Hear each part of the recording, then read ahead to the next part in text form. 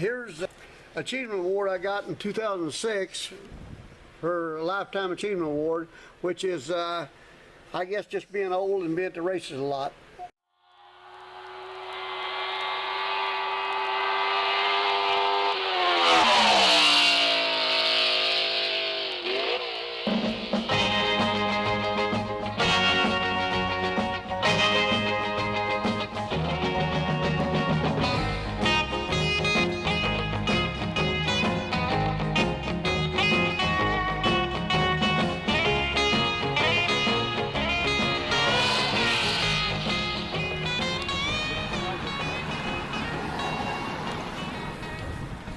Well, hello everyone, and welcome to Race Talk with Roy Henry. We are here with the famous, infamous, marvelous Marvin Burton here in Georgetown, Illinois at Marvin Burton Race Cars. This is where they make Marvin Burton race cars. Marvin, how long you been here at this location? I've been here since 2000 at this location. At this location? And I've been in Georgetown 44 years. Been in Georgetown 44 years, this location since 2000. Yes. Now, what we want to do is Marvin, we need you to tell everybody how to get here and what road this is. Well, if you're coming from the north, you on 63, you come to Cayuga, Indiana, and you turn right on 234, come 10 mile. I'm on the left-hand side of the highway as you come into the red light in Georgetown. And usually I got a race car or a chassis, something sitting out front where people could see it. Matter of fact, there's a red chassis right here, and we'll get a close-up on that in a little bit. But right now we want to make sure that everybody knows this used to be a Chevrolet dealership. McMaster's Chevrolet dealership. And this is the old sign right here. This is the old sign of, what was the name of it? McMaster's Chevrolet dealership. McMaster's Chevrolet dealership. It closed in the 60s. Closed in the 60s. Yeah. And been many things in this building, but I've been here since 2000. This is an old building, got a lot of old parts. Got a new race car sitting in here. Now Marvin, been put together. Marvin, who is this young man? Who is this young man that's with us? This is my grandson, Brandon Nichols. Unfortunately, we lost his dad in Afghanistan in '09.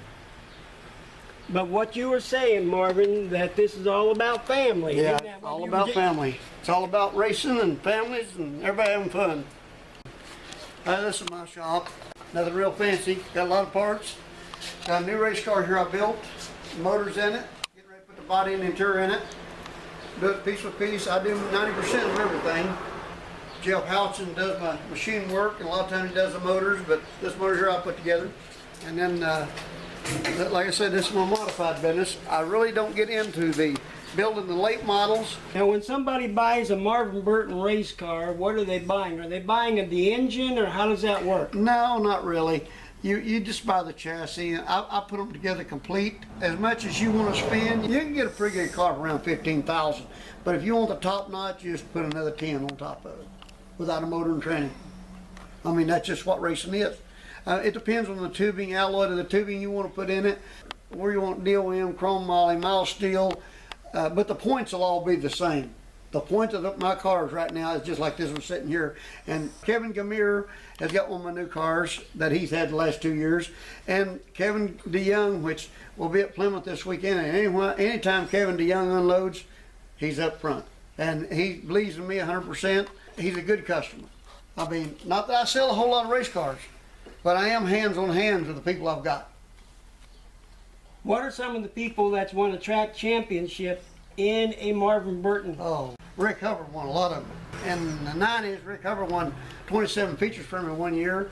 Danny Claycomb and Vincent, Indiana won 27 features the same year down there. And in the 90s, and close to 2000, David Gentry in Duck River, Tennessee, he won everything down in there. He was hardly ever beat that year. And North Alabama Motor Speedway. And then I got the Conleys there at Crossville, Tennessee, him and his boy, and that Atomic before they closed in Smoky Mountain. Yeah, my car dominated down there years ago. I used to have 15 cars at Danville, but when Bob Pierce started building race cars, they all jumped on with Bob, which that's part of it. Say these new cars, they're a little flimsy, but my older cars, like that old one back there in the back, it's bulletproof. It's been around since '92. Wow. And it's one of my first cars I ever built, and it's still running front. Now Marvin, this car over here, this is a brand new car you're building. Yes, it's for sale. Okay, this is a Racer's Edge Marvin Burton race car that you're building right now, brand new car, and it's for sale. Yeah. Yeah, it's for sale. But anything I got here is for sale. But that's why you're in the business, you know, sell stuff. So Marvin, as we walk around your shop today, what people can see in the video, a lot of it they could call you and buy it. Buy, yes. I don't have nothing here not for sale. It's all about trying to make money and survive. You can always build new ones. This is my late model here. It's an older car, Brian Shirley's old late model. I run it some. I'm 67 years old and I enjoy racing. I think at one time I was pretty good, but today I'm old, but I'm having fun. So Now Marvin, here's the back part of the shop. this is the back part of the shop. Yeah, my junk.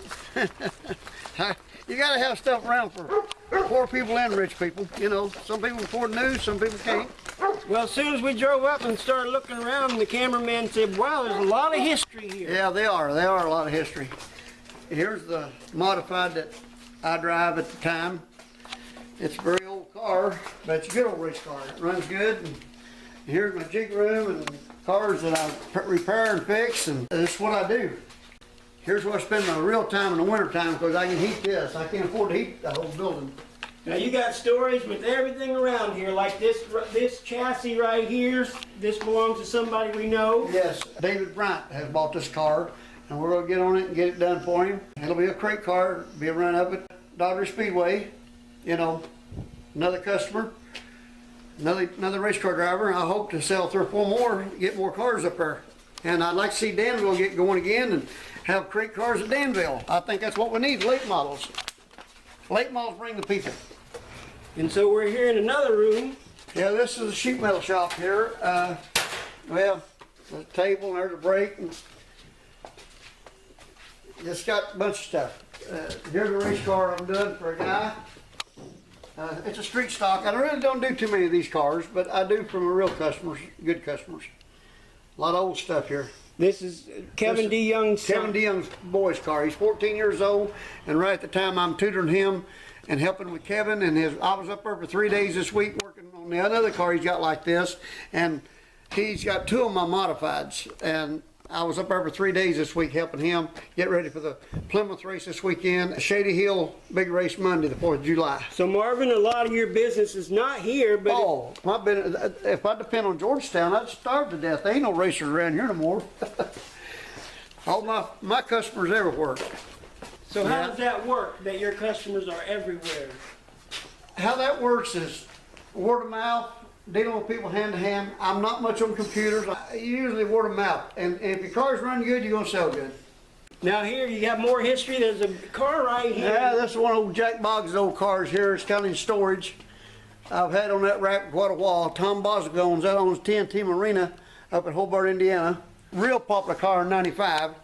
I've heard the rumor that Jack Boggs, between that car and another car, won $1 million that year on dirt. Wow. The other car for sure is in Masterville's down in Cruttersville, Indiana, and it's a show museum, which I don't know. Okay, so for right now, we're right back where we started. You got race cars everywhere. Mm-hmm. And what you're going to do now is show us some of your memorabilia. Okay. Here's an achievement award I got in 2006 for a Lifetime Achievement Award, which is, I guess, just being old and being at the races a lot. And then here's where Arby drove the car at Kemp Motor Speedway. He got the Jim Fetters True Grit Award that year. Finished 2nd points at Boswell, and 15th in the nation, and 3rd in the Northern Regency. Here's a picture of Kevin DeYoung's car that he won the Alabama State Championship for me a few years in 07 I mean, in Alabama. Now, are you showing us that because that's a Marvin Burton race car? Yes, that's all these Marvin Burton race cars here. Right here, another one here. There's one of Kevin Kamir, that in there is. And here's some trophies we won in '06. Our second place trophy at Boswell. And here's where he won a feature mid-season championship at Vermilion County Speedway. I got many, many other trophies. We don't have them all down here. Okay. This is a trophy Arby won the track champion at Vermilion County Speedway in '06. We had a good year that year, and we just ain't pushed that hard to try to race since then. Been busy building race cars. Here's this is started out in '72. I had this late in '71, but '72, and here's all my cars, models of my cars that I come up through the years of racing, all the way to about 2000. But I ain't kept track of the rest of them, and had the guy that was making these up for me. He's not, he's too far away and moved out, so that's what I started out with. And these are all my personal cars I've drove over the years. Marvin, again, so this is your very first race? That's my very first car. That was a car I drove on the street. You drove that on the street? I drove it on the street. Okay, what year? That's a '57 Chevy. But what year did you drive? I drove it on the street from about '69 to about '71, and then in '71 I started making a race car out of it. Believe it or not, didn't have a cutting torch or a welder, so I had to hurry, got a welder roll cage in, and I took a chopping axe and a machete and cut the whole body out. Is that right? Yes, I did. Didn't have torches, and of course torches came later, and that's been 44 years ago. So now, is this the car, when you won your first race, you got hooked? That's the first car I won my first race in. And where was that at? Boswell at Henry Speedway. Henry Speedway? Yeah. And then later on, me and Rick Hubbard put this year car here together, and it was a convertible, which back in them days, a lot of guys running convertibles. It was a special car. I won a lot of races in this car. It was a little convertible. I finished second in points at Danville the first year that I run that car. 64 Chevelle. A lot of us, Ted Noor run a convertible. I run a convertible, and then Ted became a track promoter for Henry. Right. And then Randy Silverness was a dynamite back in them years. That's why I went to a convertible. Oh, okay. Because Randy Silverness mainly. Randy Silverness. He was my hero. You remember that name, don't you? Oh, yeah. He was tough. So Randy Silverness was your hero. Oh, yeah, Randy was tough. Man, right along in here, I decided I was going to C.J. Rayburn to get me a new Rayburn race car. That's when I got a good sponsor from CSQ Restaurant. And then these was Rayburn's all the way to about right here, and then I went master built with different companies. Whoever's winning, that's who you went with.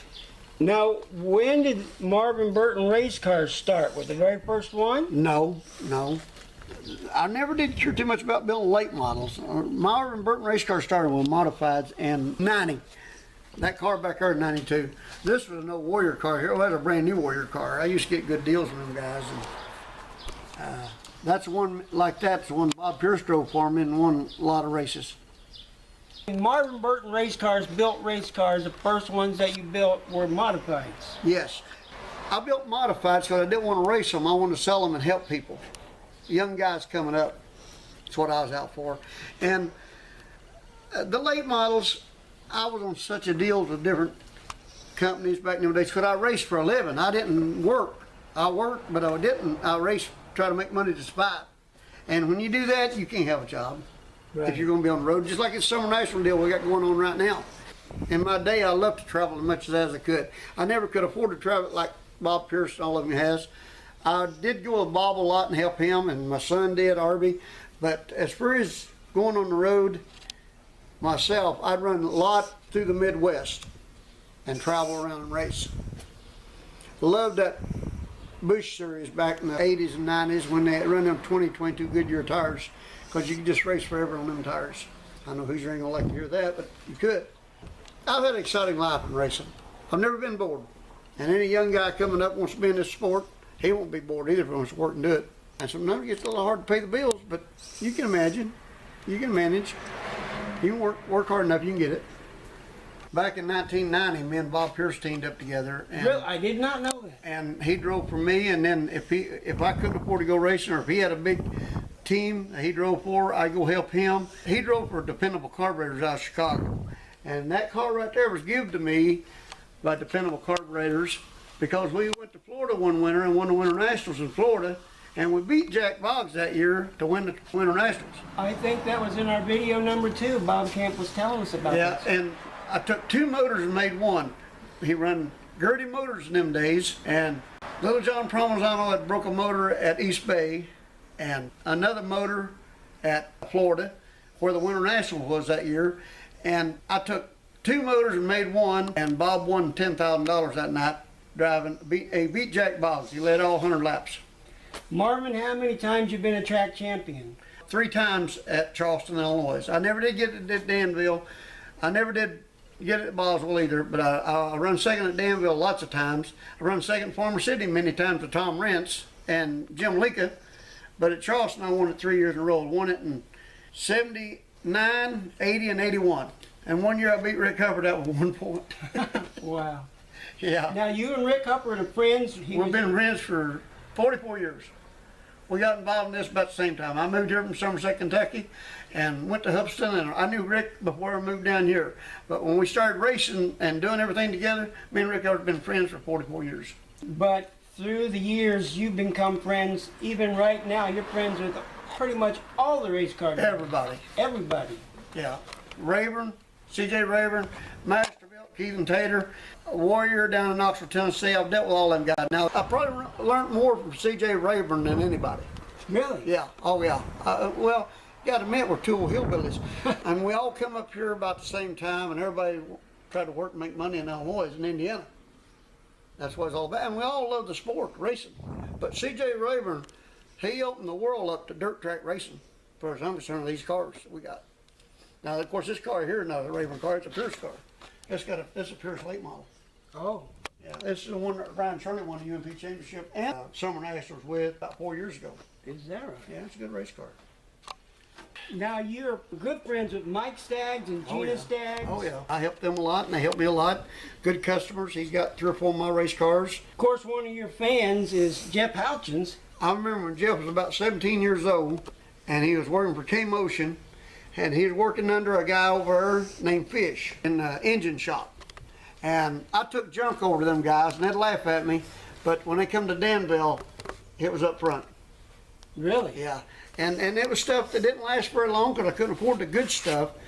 But when I qualified, I was up front. Jeff will tell you the same story. He came to Danville one night after balancing a motor for me, and I always put my own motors together. And cast crank motor, and he thought, well, he won't even think about making the show at Danville. And I had fast time and won my heat and made the show, run good. I ain't gonna say I won, I can't remember that far back. But Jeff wasn't but about 17 years old when he started doing work for me at K-Motion. Is that right? That's how long I've been dealing with Jeff Houchins. Wow. And I did leave them up there for years because I had another guy that built motors for me for a long time. When I had Auto Glass for a sponsor there, Alan Runyon Engines in Decatur, which is a big name racing at one time. And I remember he hadn't sold very many motors. Jim Leka's the only guy that was running with his motors when I went there in early 90s, maybe late 80s. And I'm proud to say I helped him sell 40 Luna motors in 2 years. Is that right? Wow. I did. I mean, not that he didn't do me good. He did, you know, because I couldn't afford all this stuff with the Luna motor and stuff till I got with Auto Glass and Runyon together, Runyon doing the labor. Even though you got money, you got to have somebody who knows how to do machine work. Machine work's what's all about motors. Everybody can assemble one, put one together, but that machine work is precise. Now, Marvin, you said that racing was all about family. I still think that. And what do you think about Hall of Fame? Because that's why we're here. We're here to induct you into the Henry Speedway Hall of Fame. Oh, I think it's great. What would you think if we built a building right across from the entrance of the track? What would you think about having a building there for the Hall of Fame? Well, I think it'd be great if you can make it happen, you know. That's the grassroots of it, isn't it? There's another thing people have been asking about VCS. You have a lot of respect from the people at VCS. I do every racetrack. Yeah. Every racetrack. And right now you're racing at other tracks. What are those names? Well, I've run at Daugherty since they opened up, but I've kind of changed now. I don't know. Maybe we don't see eye to eye. I don't know. But anyway, I've been racing out in Charleston some, and now I got my late model out, and I'm running Farmer City. Ben's Danville is not racing on Friday nights. I'm starting to run my late model. I want to support Vermilion County Speedway. That's my track that I love. I mean, I love all the racetracks, but it's 15 miles from my shop. It's your local track. And it's the people that I need that racetrack going to support my business is where I can eat. I didn't go out, reach out like Pierce and a lot of them guys have building race cars. But you'd like to see VCS open because you need the business. Right, But you want to race there. right. I want to race there. That's why I gave up my late model. My late model set for a year. It hadn't even started the last week. I drug it out and went to Farmer City because I wanted to support Danville, my Vermilion County Speedway. Now, I was told by a lot of people that Danville was a Sunday track. I think it'll always be a Sunday track. I know other people don't think that, but it's the only track racing in the Midwest on Sunday night. The only one. Why wouldn't you want a Sunday night racetrack? I know it might take a while to get it going, but I think it's got to be Sunday night. And we got to keep it open more than 1 year or a half a year so people will spend the money to build race cars to support the track. Because you got to have race cars to survive. Now, you are good friends with Mike Staggs, and what classes of cars would you like to see run at VCS? What about those crate late models? I think the crate late models is a coming thing because it's a more affordable class. I love these full-blown late models, but when you got $30,000 in a motor and it still won't run with the big guys, it's just too much money for a little track. That's why it's a traveling show nowadays. But I think we need, if I promoted a racetrack, it would have UMP modifieds, crate late models, and probably, I know this ain't good to say to some of the guys, but that street stock, it'd all be pure stock. So run pure street and street stocks together. And I'd have Hornets. That'd be 4 classes. I wouldn't have no other than because 5 classes takes too long. And you got 2 classes here almost identical. Name the 4 classes again. Crates, modifieds, street stock, and Hornets. I see. That's what I'd run. Because it's hard to pay that purse for 5 or 6 classes. It takes too long. People don't want to sit in the grandstands that long. Now, you remember racing there on Sunday. Now, there's a difference in time from Indiana and Illinois. Uh-huh. So, if you're going to pull the Indiana drivers to VCS, what time would you start on a Sunday? Well, Danville is a pretty hard track to control the dust, but I think if we got on the track at 6:30 and went ready to qualify our race at Now, 6:30. 6:30, whose time? Well, that's tough, Illinois, because you get on there at 5:30, the track's gonna be burned up. So that's 7:30 Indiana That's right. time. But have them over by 10 o'clock. So how do you get them over by 10 o'clock? You got to work hard at it. You got to be organized, and you've got to be on time with everything. How long do you take intermission? I'd say 15, 20 minutes, as long as you need for intermission at the most. Everybody go, if you got a good concession stand running right, 15, 20 minutes all you need up there. Not no half hour, 45 minutes. That takes too much time. I'll tell you what, Bob Sargent is probably the best promoter that ever promoted a racetrack in the Midwest. He runs Macon, Illinois Speedway. If you watch him run his show, you'll be amazed. It's on the spot, everything. And it don't matter who you are. If you're not in line, go to the back. And if you set your goals at that, that's what you got to do. If you do for one, you got to do for all. You can't be back and forth with nobody, not if it's your kid, who it is. That's the way I look at it. Now, race receivers, Danville, they didn't have race receivers, or did they? They did. They weren't mandatory. But whatever it takes speed to show up, making people in the grandstands happy, that's what we got to do. Because the main thing is getting the crowd out there. Because we can't have these race cars if we ain't got the crowd. Got the people, the fans. The fans is what it's all about. No matter what, we got to do. What's the biggest wrecks that you remember in your history of racing? It's got to be Henry Motor Speedway. Henry Speedway? Down the back straightaway, I flipped about 5 times one time, that 57 Chevy years ago. Which one? That old red one. That you flipped 5 or 6 times down the back straightaway. 5 Destroyed times it and there. you destroyed it. I destroyed it. Yeah. So then you had to build the 97. Yeah. I didn't get the Convertible. picture, yeah. The convertible. Back them days, you just couldn't fix a car overnight, you know, when you got them tore up that bad. Yeah, I was done for the rest of the year, you know. I'd say 72, 73 is when I wrecked real bad, and that's when I went to that convertible. And I don't remember ever having a real bad wreck at Danville. Now, Marvin, tell us about a story. Oh, yeah. My first wife. Your first Carmen. wife. Arby was a baby, Arby was a baby. just then, little baby. First year, he was born in 72. I was at Boswell one night racing. I was winning I was driving, I was winning, and I crashed. And it was that old 57 Chevy. Of course, back in them days, the cars don't look like they do today. Everybody built their own stuff. I took the phone money to go racing on that night. Of course, back then, $5 worth of gas get me from Georgetown to Boswell and back with no problem. And you got in for like $5, I think, $4 or $5. You could get in the pit for $5. Yeah, I think so, or less. But anyway, I could go race on 40, 50 bucks. And did pay probably $100 for what I was racing at the time, but I wrecked real bad. And my wife jumped up and said, well, there goes my telephone this week. I can't afford to pay the phone bill, because I took the money and went to races thinking I'd win enough money to pay the phone bill. Oh. But a lot of guys done that over the years. Now, how many times you been married? Twice. Twice married, Yep. so 2 times married, 3-time track championship. Yeah. You're ahead on that department. Yeah. Yeah, me and Rhonda, which is Bam Bam's grandma, we were married for 23 years, and me and Carmen was married for 12 years. And I've been single for 5 now. Kind of enjoy it. I mean, I enjoy my grandkids being around, that's for sure. Now, we're not going to be able to do an interview without talking about somebody we know that races and races to win. Who would we be talking about? My son, Marvin Burton. Arby, yeah. In fact, he'll be back racing before long. I wanted to do it one more year. I hope so to get to race a lot more than what I'm doing this year. But Arby will be driving again, and I just wanted to do it one more year on my own. Arby does race to win. Second don't mean nothing to him. Now, you want to thank Rick Hufford. That's one of the people you need to say. Oh yeah, Rick. Me and Rick's been buddies for 44 years. We've raced hard against each other. Probably fought each other a few times. Had a hard difference in opinions, but he's still my buddy. He was here today. What was the happiest time of your life in a race car? You got to think this is when me and Pierce was together in '95.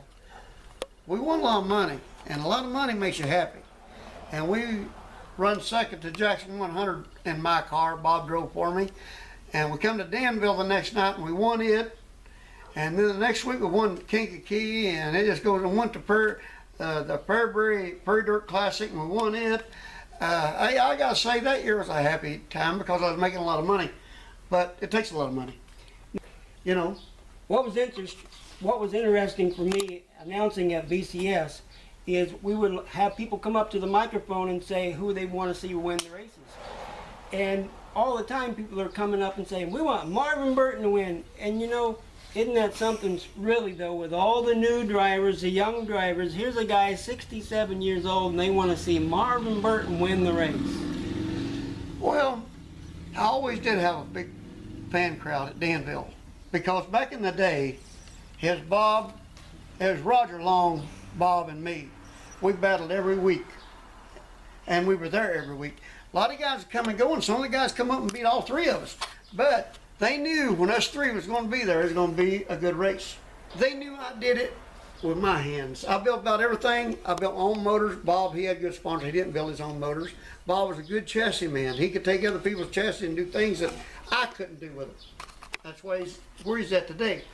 Roger Long, he's a big farmer. He bought what he wanted. I love Roger. Roger's a great guy. He's a good race car driver. In his day, he wasn't nobody any better around here.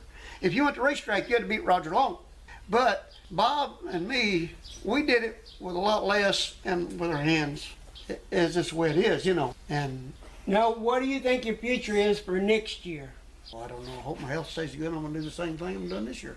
How is your health? Real good. Got a little bit of sugar, not much. But a little blood pressure, pretty good shape for 67-year-old me. I'll be 68 in October, and I'm looking forward to taking that new car and go to Florida if I don't sell it. In fact, things might work out. I might take off next weekend with Kevin DeYoung to South Dakota to Mount. Well, anyway, it's going to be a 2 weeks vacation. I'm going to California, but we're going to take a truck and trailer and everything, go there at Mount Rushmore. Oh, Mount Rushmore. That's where we're going to go. Mount Yeah, Rushmore. we're going to race there, Wow. and then pull the camper into the racetrack, leave the truck and toter and everything there. And we're going to load the Cadillac. We're going to have the race car on top and have the Cadillac underneath. We're going to take Cadillac and go on to California for 2 or 3 days, and then come back there and run the following weekend. Now that's what our plans is, unless everything gets tore up this weekend. Then if it is, Kevin and his boys are going to go on. I'm going to stay back there and work on race cars and get them ready for them when they get back. Now, you started in 1971, and one of the first people you were dealing with was Bob Camp of K-Motion Racing. Yes, they were the first ones that I had to balance a motor back in them days. Now that's back when Fish was working there. Jeff hadn't even come on board yet. Jeff didn't come on into the 80s. Okay. You know, I don't know, Jeff, you're looking at 44 years ago, Jeff wasn't 7 or 8 years old at the time, but just 10 years later, Jeff started doing all the work for me. Okay. Yeah, and Fish passed away in, I think, 86 or 87, somewhere in that area. I always thought it was Henry Speedway, is what I've always thought it was. And you're talking about what we're looking at right here. Uh-huh, yeah. Because you were asking, what track is this? Yeah. And I said, well, this was back when it was Camp Motor Speedway, but you said... Henry Speedway is what I've always looked at it as, because that's what it started out to be. Well, we are happy to have promoter Nice Guy Daryl here on this very special, momentous occasion. And there's one other person we need to bring in the picture. Because what did we say when we started this video? It's all about family. And there's somebody, this video is going to be around for a long, long time. There's somebody that needs to be in this picture as this, Oh, my grandson? Yeah, I better mention my daughter Tracy, too. okay, yes? Yeah. I got many kids, but they ain't interested in racing like my daughter Tracy is. I better mention that's Arby's sister. She's been a big influence on me in racing. And of course, Bam Bam here, Brandon Nichols, he's been a big part of it since he's 10 years old, but boy, he's been around me since day one. He get out here at the garage and he goes racing and help me a lot. And him and his little brother Kenny, they're my team a lot. Marvin, you may retire anytime soon, but you have an up-and-coming son that lives to, when he's on the racetrack, he drives to win. And He we're drives talking to about win. Arby Burton, and what would you Yes. like to say about Arby? Oh, I just hope we can get things lined out and get better equipment, because he don't race for 5th place or 2nd place. He races to win. I'm a top 5 man. Top 5 will pay the bills. Okay. I want to especially thank Jeff Houchin for what he's done. And when you say that, where do you start? What would be a listing of things that Jeff Hopkins has done for you? Well, I would say it's, well, being there for me and when I needed something done on motors and my machine work. And, well, like I say, I dealt with K-Motion for years when Jeff was just a kid coming up. And he still does my machine work. I just want to thank him and his wife for what they've done. How's that? That's good. Daryl, you are a witness here today on this very special occasion. You started in 1971. How old were you in 1971? About 22. 22. And you're 67 now. Mm-hmm. You're still racing. But on this occasion today, we're going to be shaking your hand. And we're going to be saying, we are now inducting you into the Henry Speedway Hall of Fame. For 44 years. Of 44 years. Thank you. Now, Daryl, can you shake his hand as well? Good job. Good job. Way to stay with it all these years. Yeah, it's been a long time. Yeah, sure is. Well, at this time we're going to conclude our video, and as we always do at the end of our video, we'll bring in our cameraman, Cameron, the cameraman, and Trevor. And we know how many fans Marvin Burton had. Well, maybe we don't know, because there's probably so many that's too hard to know. It probably stretched out from how many states? How many states have you raced in, Marvin Burton? Jeez. You raced in Florida, you've Georgia, raced... Tennessee, Kentucky, Alabama, West Virginia, Ohio, Indiana, Illinois, Iowa, Wisconsin, And you're getting ready to go to North Dakota. Michigan. Now let's hope so. Yeah.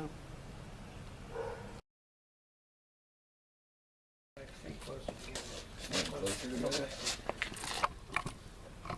Rubbin's racing, isn't it? Yeah, that's okay with me. Hey, wait a minute, ladies and gentlemen, did you just hear what promoter Nice Guy Daryl just said when he's standing next to Marvin Burton? What'd you say? Rubbin is racing. Rubbin is racing. Wrong kind of rubbin. Wrong kind of rubbin.